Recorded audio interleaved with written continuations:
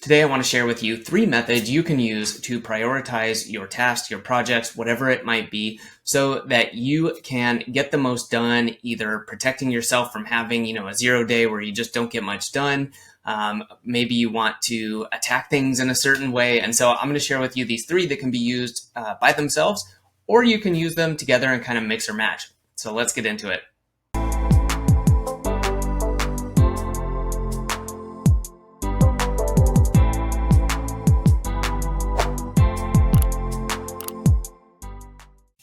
I'm Adam with the Productivity Academy, and the first method I want to talk about is the jar method. So this is the idea of, let's say you have a jar, you have some rocks, you have some gravel, you have some sand, and if you think about how you can pack all of that in, with rocks being maybe large tasks or projects, things that take longer or tougher, gravel being easier, smaller, sand, of course, being maybe the little things that we just have to get done. If you think about how to pack that in, if you start off by putting in the sand, then you put in the gravel, you may not be able to fit all of the rocks in. And so what this method advises you to do is to put in the rocks, you put in the gravel, and you use the sand to fill in around that, and suddenly you can fit everything in there. This is similar to the next method I'm going to talk about, but I think this is good when you look at this purely from a productivity standpoint. And how you can get the most done in your time, with your energy, whatever it is. I think that this ignores a couple of important points, which again, I'll get to later on in the video. But if you're starting out and you're just truly looking at how can I organize things, you probably want to think about this and look at, especially if this is project-based and you're looking maybe at a timeline, things like that. You really want to think about, hey, how do I get these big, important pieces maneuvered or scheduled and then start fitting the other things around them instead of worrying about the tiny little details or the little simple tasks that may not require much or have dependencies or things like that. Okay, the second one that I want to talk about, which again kind of follows on the jar method, is the eat the frog method.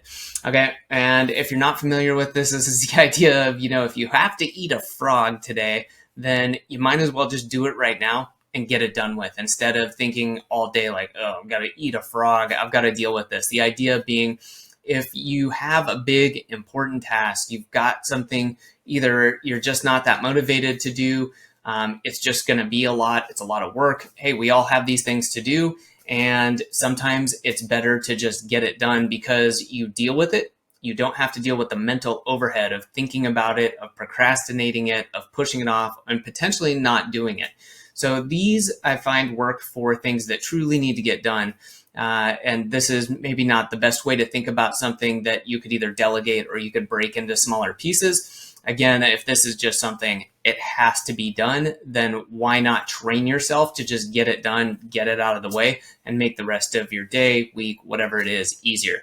I do think that this has a place, and I think that unlike the jar method where you're considering maybe having multiple frogs that you're having to deal with, I think that starting your day out, if you can build that habit and that I guess muscle of saying, hey, I've got to get this done. It's really important. And maybe it's not that I dislike it. It's just, hey, it's a lot to do, but it's got to get done. Then I'm just going to deal with it because that gets it out of the way, lets me move on to other stuff, and I don't have to deal with the mental load of thinking about, maybe I'll put it off, maybe I'll do it later, how's it going, things like that.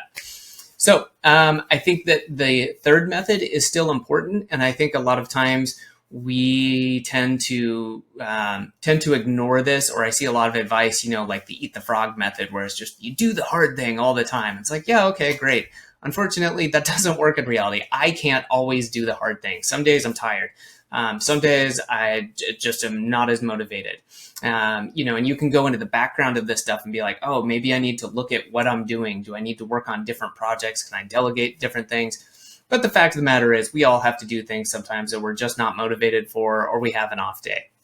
So I like to use the momentum building method occasionally and just say, hey, instead of tackling and eating that frog or doing the hard thing first, maybe just get something done. I try to make it a real task. It's not kind of a productive procrastination task like folding laundry or something like that.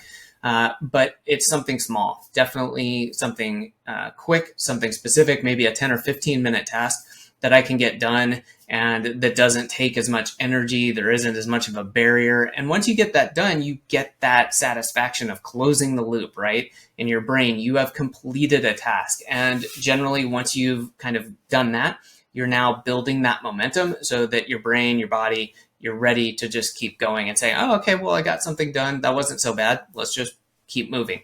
I kind of liken this to the idea of maybe it's for running. If you're having a hard time with your exercise habits, if you just tell yourself, all I'm going to do is go to the end of the block on the run. And if I want to, I can just come back.